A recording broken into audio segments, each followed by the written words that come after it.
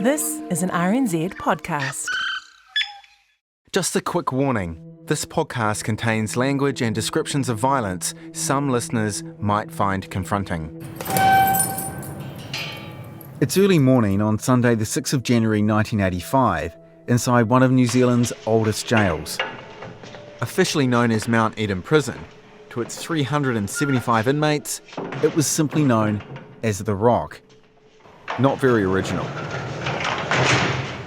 Welcome to Alcatraz. You might know that's what they called the maximum security jail built on a large rock in San Francisco Bay. Alcatraz, one of the most famous lockups in the world. Mount Eden's not on an island. In fact, it's right beside a motorway flyover in central Auckland. But it was a forbidding place, built from rough-faced bluestone blocks and Gothic windows. Opened in the 19th century, so similar era to Alcatraz, it was more than 100 years old when Ross Appelgren was serving time. That day, did it just begin like any other? It was just a Sunday. It was just a routine that happened on a Sunday. That's the former Mount Eden guard we're calling James because he doesn't want his identity known. We heard from him in the first episode. James was one of the last people to see Anthony Darcy Te Hira alive. Te Hira went by several names. His wife Suzanne calls him Tony, but to guards and inmates at The Rock, he was Darcy. This is the first time James has publicly described his memories of that day. And it was just like any other Sunday. At around 6:35 a.m, Darcy was led out of his cell and met up with James for his first job of the day, delivering breakfast to the female prisoners. Within Mount Eden, Darcy was known as a trusted inmate, or trustee for short. He had one of the most sought-after jobs, working in the receiving office where new inmates were processed. And as a trustee, he was granted greater access to other parts of the prison. I escorted Darcy over to the female division to deliver the breakfast. His demeanour when I took him over to the women's prison and when I brought him back a bit was the normal demeanour that I expected with Darcy. He was quite chatty, very cooperative. I mean, we were walking outside Mount Eden prison and across to the women's prison and he could have taken off. But there was never any question that he was going to do that. And why would he risk it? In 3 days, Darcy was being released early, a reward for good behaviour.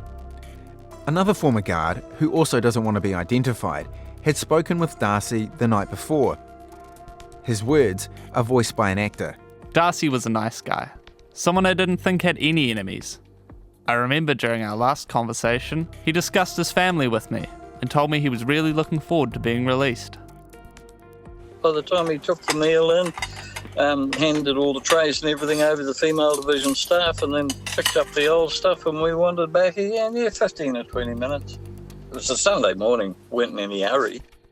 No hurry and no hint that Darcy was only minutes away from the vicious attack that would end his life.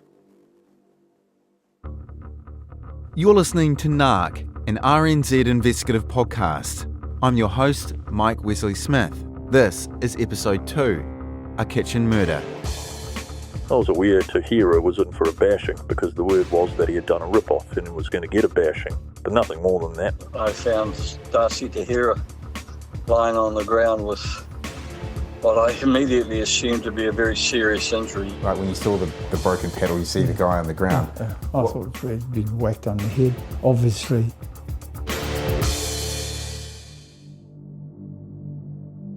I'm going to take you step by step through the events of the morning that Darcy Te Hira was murdered. And you'll learn that his vicious bashing was initially passed off as something else. Perhaps mistakenly, perhaps not. This first telling will be based mainly on the accounts of witnesses without a criminal past, such as prison guards, police officers, and medical personnel. We'll get to what the other inmates saw and heard, or what they said they saw and heard, in a future episode. Mount Eden Prison had no security cameras in 1985, so police placed a lot of reliance on the witness account of a prison guard called Jim Stedman. Detectives described him as the only independent person in the kitchen area when the murder occurred. For that reason, you'll hear a lot of his account in this episode. First though, let's return to James, the guard who was with Darcy before he entered the kitchen. If there was something major going to go down, you could feel it in the air. You knew something was going to happen. And there certainly wasn't anything like that on the Sunday. He must have had any idea. No, he appeared to be quite relaxed, and I escorted him back to the prison. I saw him down through the front basement into the kitchen. The kitchen was renovated in 1994, so I couldn't see it for myself. However, I have seen video footage of how it looked in 1985. So, to paint a picture, the kitchen was part of a self-contained block. It had a bathroom with toilets and washing facilities, and a row of cells for the inmates that worked there. In the kitchen itself, the walls were lined with large cooking vats and ovens. There was a dishwashing area, and to one side of the kitchen was a small lunchroom, although people tended to refer to both areas as just the kitchen. Diagonally across from the lunchroom was Jim Steedman's office. That morning, the kitchen was a hive of activity, with 7 prisoners on shift working to get breakfast out to each of the wings. They were supervised by Jim Steedman, the acting kitchen instructor and a prison guard. I've been a prison officer for almost 7 years, all of which I've worked at Mount Eden Prison. Steedman died in 2018, so what you're hearing is his police statement made in the days after the murder, voiced by an actor. The cell block holds 18 inmates. At about 5:10 a.m, the inmates started to drift through. Each of the prisoners knows his duties and he goes and does them. My office is in the kitchen from which I supervise the work. The office is situated to your right as you walk into the kitchen. The kitchen was hot and noisy, a continuous din of steam pipes and large extractor fans working overtime, the clanking of pots and metal trays, and inmates chatting with one another. The perfect sound cover for a murder. On Sunday the 6th of January, I remember Te Hira coming to the kitchen about 7:15 a.m. I remember him walking into the kitchen. He walked around talking to everybody. He came and spoke to me. He looked his normal self when he was speaking. He didn't look as though he was affected by anything in any way. Of the 7 inmates working in the kitchen, 3 are important to our story right now. First, 33-year-old career burglar and prison cook Ross Appelgren. Ross is stationed at a metal vat, a big cylindrical boiler, stirring rice with a large wooden paddle. Ross has lived and worked in the kitchen block for around 5 weeks. Second is a white-collared crim, aged in his 20s, washing dishes at a nearby sink. We'll call him Ernie because his real name is suppressed. Ernie was doing time for more than 200 fraud convictions. And finally, we have a 37-year-old we're naming Gordon. Again, his real name is suppressed by a court order. Gordon had been locked up for seriously assaulting a woman, the latest in what judges said was his considerable history of violent offending. Jim Steedman remembers Darcy walking into the kitchen. He left me and went and helped himself to some porridge from one of the metal urns. There was no aggro with anyone. Darcy then took his porridge into the lunchroom. Now, this room isn't large. It was about 12 square metres with concrete walls and floor. A large window covered by a metal grille dominated one side of the room. Sparsely furnished with just a table and chairs, there was only one way in or out, through a doorway off the kitchen. About 5 minutes before Te Hira went into the lunchroom, I had been into the room because I had gone to the storeroom, which only had access from the lunchroom. When I came out of the lunchroom, there was no one else in it. I walked out of the lunchroom, turned to my left and saw Ernie washing the dishes. I walked back to my office. Given Ross was later said to be the killer, police paid close attention to where Steedman said Ross was at different times that morning. I went past Appelgren, who was boiling rice. Steedman said he sat down in his office.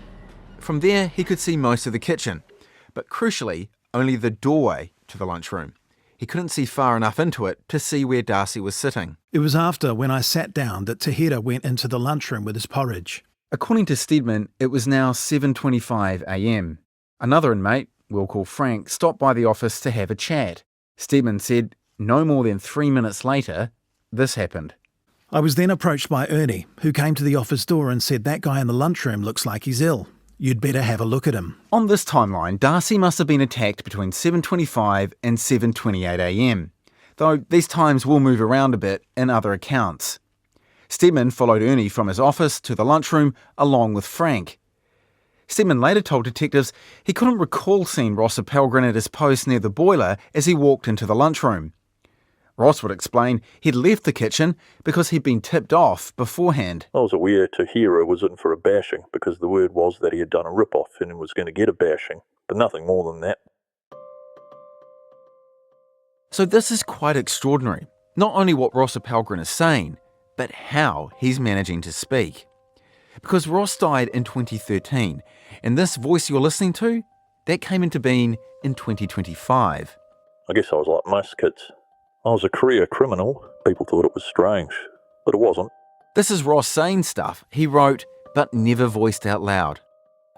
So when I started working on this podcast, I had a bit of a problem because Ross's unpublished memoir was a treasure trove of information. But it was words on a page. Not great for a podcast. Sure, we could have got another actor in, but as Ross's testimony is so crucial, I wondered if there was a way we could hear it from his own mouth. Something more authentic. So I decided to turn to artificial intelligence, or AI. Whatever you think of its costs and benefits, its risks and advantages, it created something remarkable here. With the blessing and consent of his family, I used Radio Pacific interviews Ross had done to teach AI his voice patterns and then applied that to his own words. I was aware Te Hira was in for a bashing because the word was that he had done a rip-off and he was going to get a bashing, but nothing more than that. It's fair to say, at the start, it was a bit hit and miss. That Kiwi accent took some finessing to nail. But in the end, it got there. A dead man's words just the way he'd say them. Or as good as. It may be if you're listening to this podcast in years to come, AI-generated voices are commonplace, or maybe they're frowned upon. But as of 2025, when this podcast is being released, it's something RNZ has never done before. We've debated it at length and talked it through a number of times with senior editors. Where we've landed is that this gives Ross a chance to speak for himself, to plead his innocence in the way he did when he was alive. We're not imagining or embellishing anything. His voice is only used for his words, and as I said, his family were keen we gave him that voice. In this podcast, I'm laying out all the facts as I've been able to gather them. You'll get to decide what you think happened and if you think that's fair. So let's pick up with Ross and his recollection of what was going on that Sunday morning in 1985. I had a fair idea of who was in on it, but I wasn't 100% sure. There was about 3 or 4 who I thought were going to be in on it, with 1 or 2 giving him a bash, while 1 or 2 kept an eye out. When Te Hira came into the kitchen, I was thinking, I don't want to be near this, just in case. You never know what's going to happen. The screws might get a bit upset about it or something. I wasn't thinking it would go that far. I don't think anyone was. Anyway, I took off down the toilets, and when I came back, it was all over. But that's what I've always said. I never saw it done. So that's important. Ross claimed he was in the toilets around 40 metres from the lunchroom when Darcy was assaulted. That would eventually be his defence to a murder charge. Back in the lunchroom, Ernie, Frank and Stedman went to check on Darcy. Te Hira was sitting in the chair at the table, with his back to the door. He was lying back in the chair, his head was tilted back, and he appeared as if he was in convulsion. He was twitching and his jaw was moving. I called to Te Hira, shook him, and then realised that there was something wrong with him. Stedman said he and Frank laid Darcy on the floor and onto his side. Frank tried to open Darcy's mouth to stop him from biting his own tongue. Meanwhile, Stedman returned to his office to phone the prison nurse. He noticed he still couldn't see Ross. Based on Stedman's account, it's now around 7:30am. I'm pretty certain Appelgren was not there. I let the phone ring about twice, but there was no answer. I then left the kitchen. As I reached the top of the stairs, the nurse and the medical officer were just coming through from the south wing. I asked them to follow me down to the kitchen as Te Hira was ill. That's another key point. When the alarm is initially raised, it's believed Darcy is ill, not that he'd been attacked.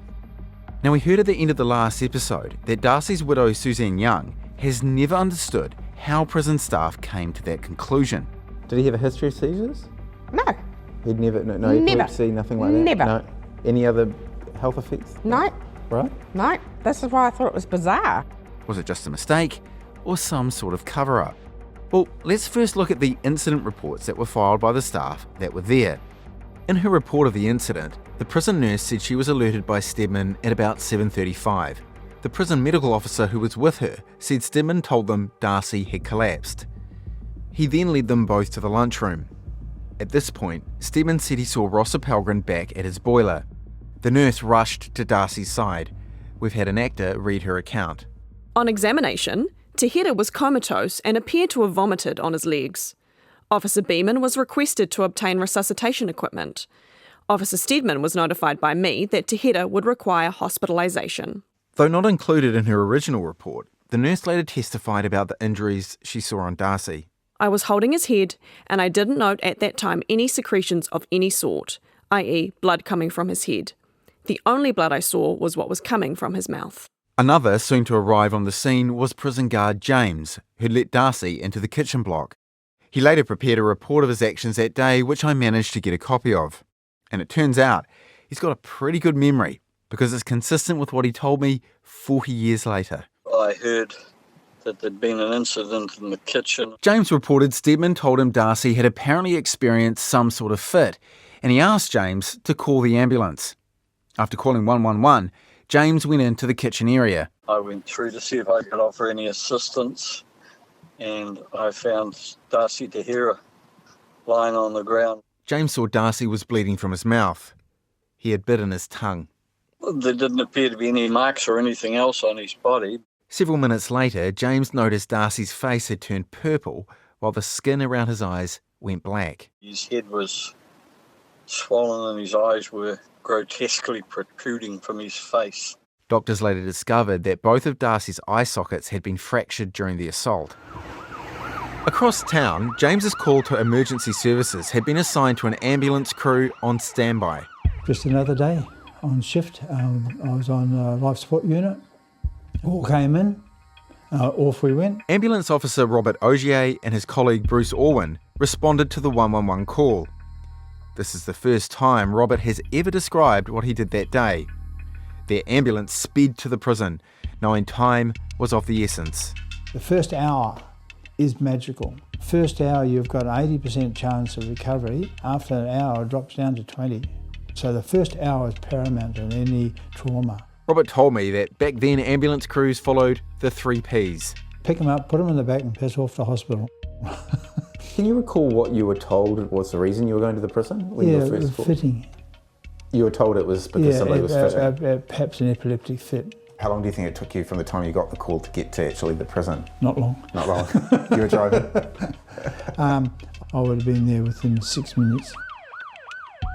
According to the nurse's report, the ambulance arrived around 7:45, so about 10 to 15 minutes after Darcy was found. We were met by, obviously it must have been a guard. We unloaded the stretcher, put the gear on it, which would have been an oxygen bottle and perhaps a life pack. And we would have had our, what we call our buddies, which is the first aid stuff and all the rest of it. On the stretcher, we were led through, just pulling the stretcher, going through to where up there. Came into what was the kitchen, because there's these big pots of porridge, and as there, the patient was lying on the floor, and it appeared to be fitting a bit like you'd expect for an epileptic fit. Did you observe any obvious injuries on the patient? No, I didn't see anything. I didn't notice any blood. I was more probably concerned of getting it out, getting the stretcher ready. Robert said there was one unusual thing about the scene that confronted him when he arrived. Something that stuck with him all these years. There was a broken paddle. Well, I found out it was a paddle. It was a broken stick, but it looked like an oar, so it was a paddle. It was lying between the patient and the pot. Was it something you instantly noticed? Yeah, because you almost had to step over it. So within a metre of the patient? Metre and a half. Right. Yeah, and it was broken in half. Definitely broken in half. These wooden paddles were no normal-sized kitchen utensils. I want you to picture a supersized wooden spoon, solid and hefty, 75mm thick and around 1.4 metres long. They had to be big enough to stir a cauldron filled with enough porridge or rice for almost 400 inmates. Was it like an oar? Yeah, just like an oar. Similar size? Yeah. I should mention at this point that before joining the ambulance service, Robert had been a police officer, so he had experience examining crime scenes. When you saw the broken paddle, you see the guy on the ground. I thought he'd been whacked on the head, obviously. You thought that was an obvious conclusion? Well, I've sort of been around a bit. I've seen lots of sort of weapons and sort of stuff. Yeah. And the way they were just, what got me was nobody was moving. Everybody's just standing there in the background. Robert said the atmosphere in the kitchen was eerily strange. There was no moving.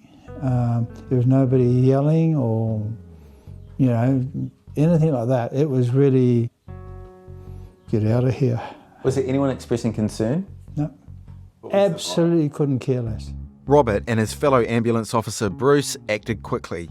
Bruce made the decision, okay, right, let's get him on the stretcher, get him on oxygen, get him on the stretcher, and we'll get off to hospital. Probably not much more than 10 minutes. The ambulance raced away with Darcy on board just before 8 o'clock. We've got the patient here. Our absolute priority, is to get him to hospital as fast as we can. We knew the injury was serious. Once he got off at the hospital and put another stretcher back in. His job done, Robert never saw Darcy again. We just grab another one and off we go. And that's it. Like I said, this is the first time Robert's described all of this. And despite hours and hours of research, until I sat down with him, I'd never heard mention of the broken paddle being left on the floor. A paddle that instantly made Robert think he was looking at the aftermath of an assault. It's important to acknowledge Robert is recollecting what he saw 40 years ago. That's obviously a long time. And of course, memories can sometimes fade, be contaminated, and people can genuinely, but mistakenly, believe what they remembered is what actually happened.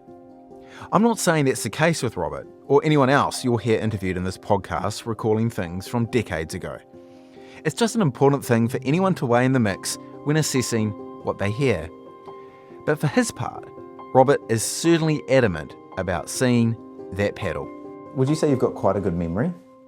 At this point, Robert turned to his wife in the other room. Have we got a memory, Dale? Yeah, he's got a memory like an elephant. For several hours after Darcy's transfer to the hospital, official records suggest that prison authorities still thought he'd simply suffered a seizure. This was despite the prison's own rumour mill going into overdrive, as the prison guard James, one of the first to arrive on the scene of Darcy's attack, told me. Can you recall what your immediate impression of what possibly had happened was?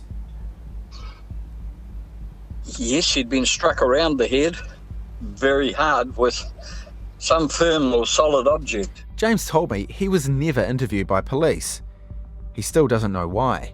And can you recall asking around as to what may have happened? I was just told that he'd been hit in the head with the paddle that was used to stir soups, stews, macaroni, etc. in one of the kettles. It was conveyed to me that the paddle had gone back into the kettle and was being used to stir that day's lunch. It had been immediately stuck back in there, but nobody was admitting who did it or why. Of course, this differs from Robert Ogier's account that he saw the paddle line broken near Darcy. That won't be the last pair of conflicting accounts you'll hear about the paddle. And can you recall who may have conveyed that information to you? Would that have been Jim? Well, it could have been Jim, yeah. I can't recall exactly who it was. Do you reckon it was in the immediate aftermath of the event or maybe later in the day?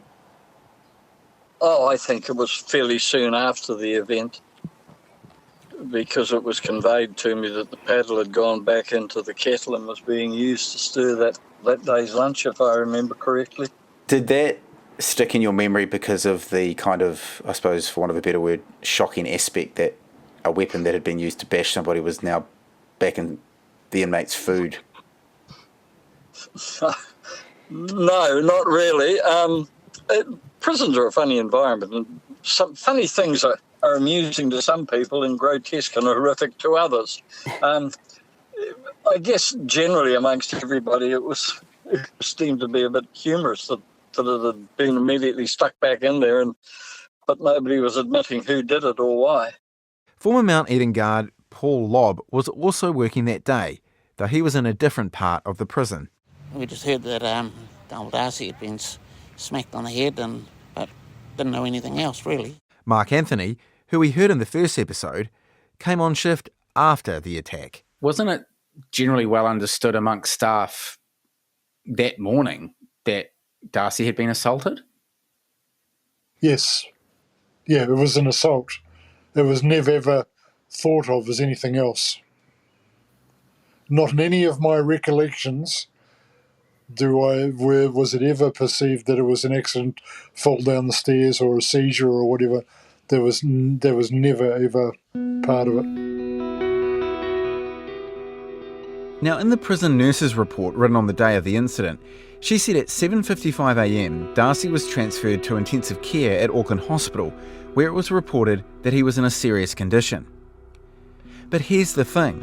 Even though prison guard James saw Darcy and thought he'd been bashed, and then other staff recalled hearing a short time later that's exactly what had occurred, it took 6 hours for anyone to call the police. That was according to the Mount Eden Superintendent Humphrey Stroud's report to the Secretary of Justice. His report is read by an actor. At 1:30 p.m, the on-call officer, First Officer Dyer, was informed that the hospital authorities had been in touch, reporting that Te Hira had internal head injuries which were inconsistent with the previous seizure diagnosis. Mr. Dyer then called the police and asked them to investigate the matter. This crucial delay in involving the police came at a big cost. Anyone with an interest in true crime stories will spot what a mistake this was. You'll know a crime scene needs to be secured as soon as possible to prevent evidence being lost. Well, at Mount Eden Prison that Sunday morning, neither the kitchen nor the lunchroom where Darcy was found were secured for hours. I'm absolutely gobsmacked, quite honestly, Mike. This is former guard Mark Anthony again. So when did you first find out that the police weren't contacted until 1:30 in the afternoon? I found out from you 20 minutes ago. Oh. Okay. The delay that's unbelievable, especially with, as you're well aware, with crime scenes or anything like that. That is just a totally unsatisfactory delay in time. Even if it had been thought for a while, as at least is recorded the case, even if it was thought that Darcy had experienced a seizure, would it have been your expectation, knowing what you did about the protocols at that time, would you have expected the room to have been locked down? If it was a seizure, no. Lots of things go on all the time, and you just quickly clean up and move on, sort of thing. But something involving, which then was quite blatantly a violent assault, that needed to be a crime scene. It's a crime scene. So then get everybody out of the place, or make it so that the scene is retained for evidence and work around it. But for hours to be involved is terrible. So you wouldn't expect to call the cops for an illness. And Jim Steadman testified he didn't initially realise Darcy had a head injury and only learned foul play was suspected hours after Darcy was hospitalised. But for the staff who did suspect something untoward, well, former guards James and Mark both told me that back in 1985, protocol required senior management to be the ones to alert police to things like a prison assault. It wasn't something staff like them could do on their own. The first police officers to turn up at the prison were Detective Sergeant Neil Morris and Detective Constable David Turner. Morris, in particular, would play a key part in the investigation to come. Arriving at 4 p.m, Turner's job sheet describes how he carried out a search of the lunchroom. Here's what he wrote. Area searched where Te Hira was located. No obvious signs of blood or anything suspicious. The area had, however, been cleaned, as he has apparently vomited everywhere during his fit. Prison staff searched the recently cleaned kitchen and nearby bins for evidence such as a murder weapon, but found nothing. Then detectives got more bad news. They discovered that Stedman, the only independent, non-criminal witness in the kitchen, hadn't seen or heard what took place. There was no yelling or arguing, although with the extractor fans going, it's pretty noisy in the kitchen. Something Stedman also told fellow prison guard James. Can you recall ever speaking to Jim after the event as to what he had seen or who he thought was responsible? Yes, but he said he didn't see. So he didn't see anything? No. He told me he was in the office and his view was obstructed and he never saw anything. The office in the kitchen had just been shoved into a convenient corner, and the lunchroom was completely over the other side with just a relatively narrow doorway into it. You certainly couldn't see into the lunchroom from the office, even if the doorway wasn't obstructed.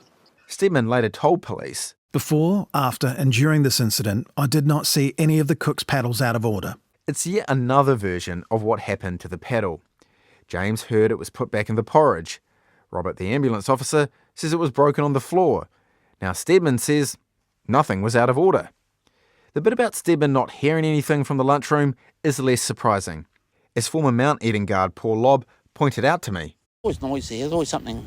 You've got 20-odd prisoners in and out and doing different things, walking in and out. You had all the... In those days, you had the steam pipes, everything cooking, and there was a lot of noise. Everything was very manual. For the rest of that Sunday, detectives Turner and Morris conducted the first of many interviews with the inmates who'd been in the kitchen. At this stage, the police were still investigating an assault, not a murder, because at Auckland Hospital, Darcy Te Hira was still clinging to life. In the hospital's emergency ward at 8:50 on the Sunday morning, Senior Dr. Ronald Trubahovich examined Darcy. A warning, his descriptions of Darcy's injuries are confronting. If you prefer not to listen to this bit, skip forward 15 seconds or so. He was deeply unconscious and bleeding from his nostrils and from his scalp.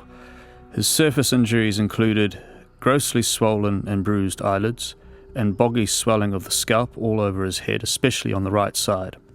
Reading the doctor's report of Darcy bleeding from the scalp brought me right back to those initial conflicting theories about what happened to Darcy, that he'd experienced a seizure or was the victim of a serious attack.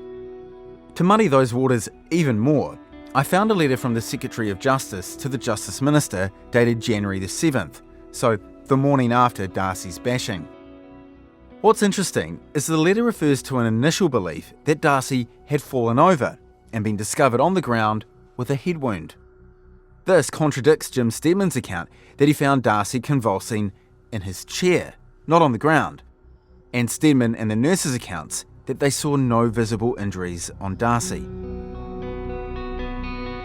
So why has the story changed?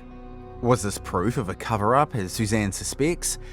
Or did staff genuinely miss the wound in the rush to save Darcy's life, and there had been simply a miscommunication as the incident was reported up the chain of command? Unfortunately, I can't ask the letter's author, the Secretary of Justice, because he's now dead. But it is hard to understand how we got from a seizure, or even a fall, to the injuries the doctor, Suzanne, and James described. His head was swollen and his eyes were grotesquely protruding from his face. Honestly, his eyes were out like tennis balls out of his head. He was just a mess. Massive big bruising. Here's more from Dr. Trubahovich's notes. We considered that he had a skull fracture, bruising of the brain underneath and high pressure inside his skull. This was affecting his breathing and obstructing his airway, so we applied remedial measures for that. Darcy had a CT scan. The news wasn't good. There was nothing remedial that could be done for the patient surgically, and with the expectation that his death would be probably inevitable. Later that same day, we had electrical testing conducted, and this demonstrated that brain activity had virtually stopped. Around midday the following day, Monday the 7th of January, the difficult decision was made to switch off Darcy's life support. The only thing that's keeping him alive is the respirator machine. Darcy's wife, Suzanne Young, was at his side. But to her surprise, the doctors told her that at 20, she was too young to make the decision to turn off her husband's life support. Yeah, they said, you can't do it. We need to get, that's when they said, your parents' consent. I mean, you've been obviously a nurse. Did that make sense to you, that you weren't old enough at 19? I'd never even thought about it. I'd never even thought it was a thing that you had to, like being his wife and obviously next to kin and everything, that, Because, I mean, I was there right through when they took him off the machine. The police investigation into a prison assault was now officially a prison murder inquiry. As I've already signalled, police investigating Darcy's murder would find no forensic evidence, no fingerprints, blood, hair or fibres. Due to the delay in calling the police, the whole area had been cleaned. So, to eventually bring a charge of murder, police and prosecutors ultimately relied on witness testimony. And the only witnesses were a band of fraudsters, burglars and violent criminals. But there was a small amount of scientific evidence in the form of the injuries Darcy sustained. We'll start with Darcy's post-mortem conducted by Auckland forensic pathologist Dr. Warwick Smeaton. His words are voiced. At approximately 4:30 p.m. on the 7th of January 1985, I performed a post-mortem examination on the body of Darcy Te Hira in the presence of Detective Senior Sergeant Hill, Detective Murphy and Detective Lowry. Dr. Smeaton noted small bruises and abrasions on the right of Darcy's abdomen, the base of his right thumb, the upper parts of both arms, and a larger bruise on Darcy's right shoulder. But the most significant injuries were to Darcy's brain and skull. There was a fracture in the skull on the right side which ran downwards and forwards from the front to the back. In addition, transmitted forces had resulted in fracturing of the roof of the eye sockets on both sides, and this fracturing had led to bruising around both eyes. With the extent of bruising as well as the fractures, the force of the impact would have been substantial. The appearances suggest the injuries would be caused by a flat instrument. The extent of bruising and small fractures would suggest more than one blow, but it is possible that they may have been caused by one. Dr. Smeaton was later asked if one of the large wooden kitchen paddles could have inflicted the injuries found on Darcy. This instrument could have caused those injuries. Given Darcy's fractures were located on the right-hand side of his skull, Dr. Smeaton believed it was most likely that the blows were struck from Darcy's right side. But he said the offender could have changed positions between strikes. In my opinion, the cause of death was due to head injuries. There was no contributory natural disease. It's been 4 decades since Dr. Smeaton provided his views on Darcy Te Hira's injuries and cause of death. It's a long time in the field of forensic medicine, so I decided to seek the opinion of another pathologist. I was a surgeon till 1976. I then turned to pathology. And with the crash of the DC-10 on Mount Erebus, I ended up as a forensic pathologist and I retired as a forensic pathologist, a professor at the Auckland Medical School. This is retired forensic pathologist Dr. Timothy Kohlmeyer. He's been in the business for quite a while. Probably a total of about 30-odd years, I suppose. Do you have in your mind an estimate or a number of how many homicides you worked on? That's a difficult one because I've been involved both for prosecution and the defense, a total of around about 100-odd, maybe 150. I asked Dr. Kohlmeyer to review Dr. Smeaton's post-mortem notes and the evidence he gave about Darcy's death. He agreed with Dr. Smeaton's conclusions. The cause of death has been fracture to the skull with associated laceration to the brain substance caused by a blow or blows to these structures by a flattish instrument. He also believed Darcy's skull fractures indicated the weapon had a broad, flat striking surface like the wooden kitchen paddle. You supplied me the photograph of it, and the best description is that it looked like a cricket bat with a long handle on steroids. Big heavy thing. You'll remember Suzanne, Darcy's wife, couldn't understand why it took hours for prison staff to realise Darcy had been assaulted and hadn't simply experienced a seizure. Why would they say that to me? Yeah. When they knew damn well what had happened. I asked Dr. Kohlmeyer what he thought, whether he'd expect Darcy's injuries would have been immediately obvious. Yes, Yes, not necessarily just the trained eye. It just doesn't make sense. Yeah, it doesn't make a lot of sense to me either. Looking back all these years later, which way are we meant to lean? I mean, was it just a misdiagnosis? I can't ask many of the prison staff present that day more about what injuries they did or didn't see on Darcy, or to respond to Suzanne's concerns. Jim Steadman and the prison medical officer have since passed away, and the prison nurse was too frail to answer any questions. And to be fair, both diagnoses, fitting or fatal head injury, could have been correct, because blunt force trauma can lead to immediate seizures. But what about the delay in contacting police? Was it intentional, or was it the result of an honest but mistaken belief that Darcy experienced a seizure? Remember, many staff didn't report seeing any blood or obvious injuries on Darcy. And prison officers were really quick to call the ambulance. But the long delay in police being contacted and the conflicting descriptions of Darcy's injuries are certainly puzzling. To try and get more answers, we contacted the corrections department that runs the prison system in New Zealand. We sent them a lot of questions about Darcy's death, including Suzanne's concerns. Their response is voiced by an actor. Firstly, we wish to note that the death of a loved one while in prison is difficult, and our condolences go to the family and friends of Darcy Te Hira. Due to the passage of time and the loss of institutional knowledge and staff, and our reliance on the archived records that are still held, we are limited in our capacity to address queries resulting from this event that occurred 40 years ago. Corrections is unable to provide comment and respond to Ms Young's concerns and assertions. Corrections also told us they couldn't say if the prison's response to Darcy's death was acceptable, because they don't have a copy of the staff manual in force at the time, and the Justice Department that ran Mount Eden in 1985 no longer exists. Not deterred, I decided to go to what my wife sometimes tells me is my second home. Okay, so I'm standing outside the National Library in Wellington because I have discovered that the library has a copy of the old prison staff manual. Oh, g'day. I had ordered, under the name of Mike Wesley Smith, it's called the Penal Division Manual. Yeah, thanks. I had a good look through the manual and a few interesting things stood out to me. Firstly, the manual tells staff that if an inmate has an accident while using machinery, the Department of Labour had to be notified. But rather oddly, there is no written guidance that police should be called if someone is assaulted or murdered. Instead, staff are advised to alert the Secretary of Justice, which is precisely what happened in Darcy's case.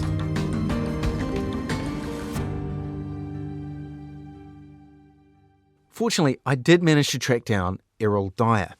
He was a senior Mount Eden prison officer in 1985.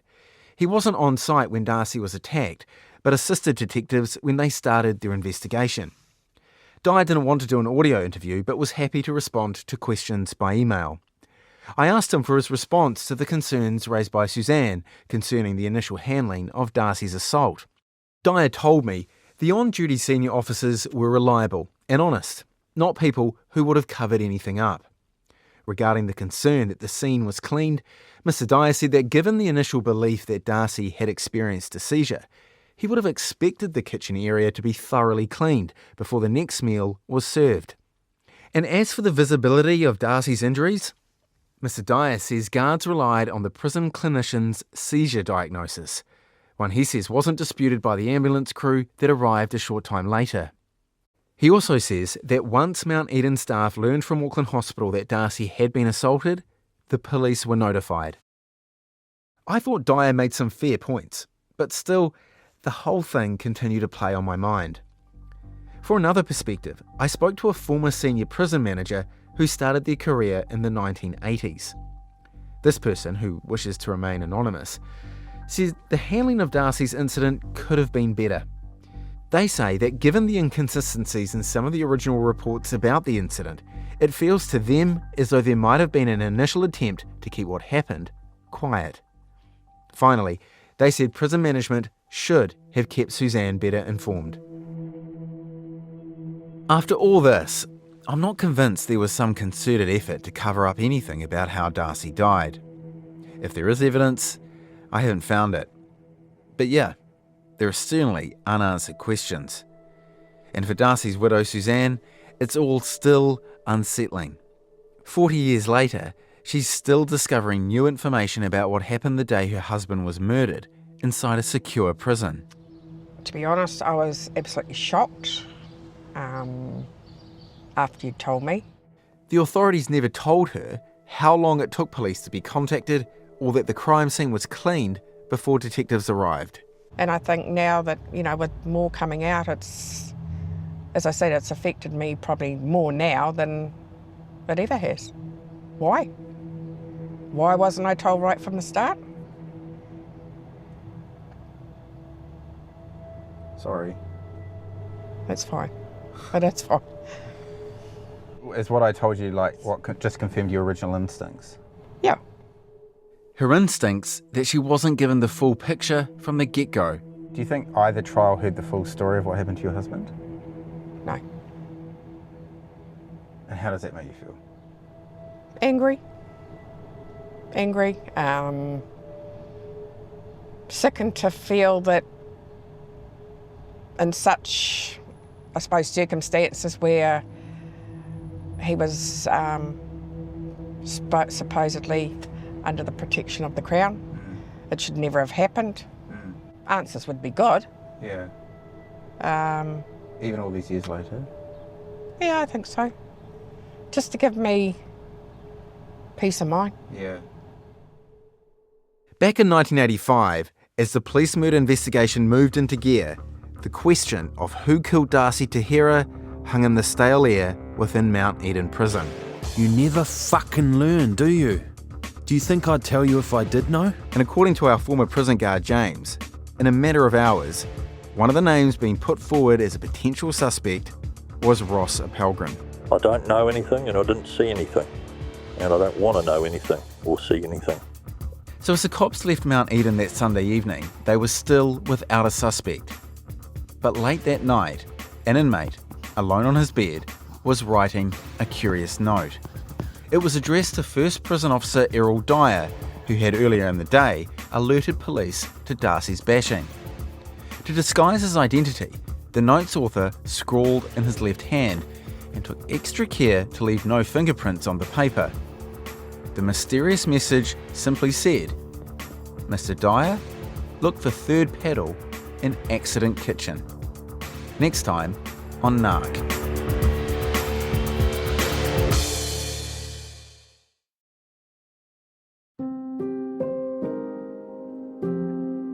Thanks for listening to Nark, hosted and written by me, Mike Wesley-Smith. I'm also extremely grateful to everyone who spoke with me for this podcast, especially Suzanne Young and Julia Appelgren. And if anyone listening has more information about this case, I'd be keen to hear from you.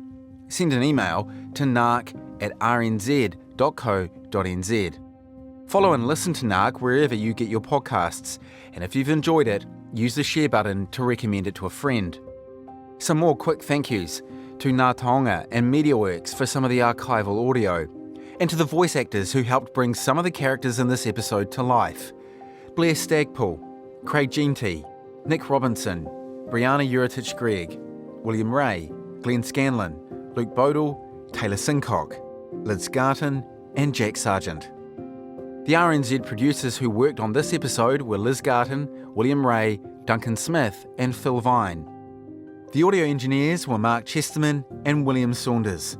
Thanks also to Steve Burridge and Jeremy Ansell for the studio wrangling, and to Kevin Golding for opening the doors to me every week after hours.